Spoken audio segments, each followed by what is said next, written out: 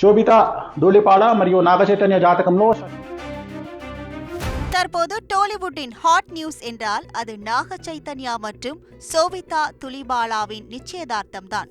இவர்கள் இருவருக்கும் சமீபத்தில், அதாவது ஆகஸ்ட் 8ஆம் தேதி ஹைதராபாத்தில் ரகசியமாக நெருங்கிய நண்பர்கள் முன்னிலையில் நிச்சயதார்த்தம் நடைபெற்றது. இவர்களது நிச்சயதார்த்த செய்தியை நடிகர் நாகார்ஜுனா தனது சமூக வலைதள பக்கத்தில் தெரிவித்தார். பலர் வாழ்த்துக்களை தெரிவித்து வந்தனர். அதே சமயம் இந்த நிச்சயதார்த்த தினம் குறித்த பல செய்திகள் பரவலாக பேசப்பட்டு வருகிறது.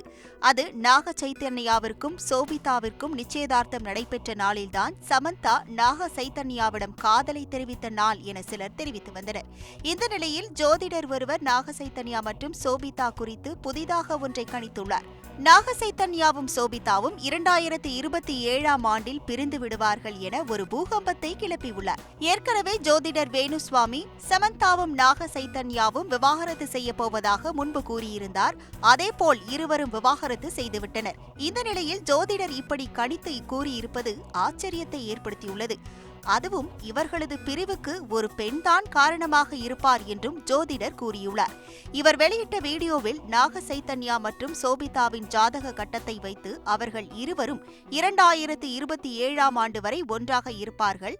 ஆனால் ஒரு பெண்ணால் 2027ஆம் ஆண்டில் பிரச்சனை ஏற்படும், இறுதியில் அது பிரிவை உண்டாக்கிவிடும் என்று கூறினார். அதோடு இவர்களுக்கு நிச்சயதார்த்தம் நடந்த தேதி சரியில்லை என்றும் கூறியுள்ளார். முக்கியமாக ஜோதிடத்தின்படி ஜோடி பொருத்தம் குறித்தும் கூறினார். அதில் நாக சைத்தன்யா மற்றும் சமந்தாவிற்கு 100% பொருத்தம் உள்ளது. ஆனால் நாக சைத்தன்யா மற்றும் சோபிதாவிற்கு 110% மட்டுமே பொருத்தம் உள்ளது என்று கூறியுள்ளார். பல தரப்பிலிருந்து விமர்சனங்கள் வருகிறது. ஒரு நல்ல காரியம் நடக்கும் போது இவ்வாறான தனி மனிதர்களின் உறவை பற்றி பேசுவது அநாகரிகம் என்றும் சிலர் இவரின் கருத்துக்களை ஆதரித்தும் பேசி வருகின்றனர்.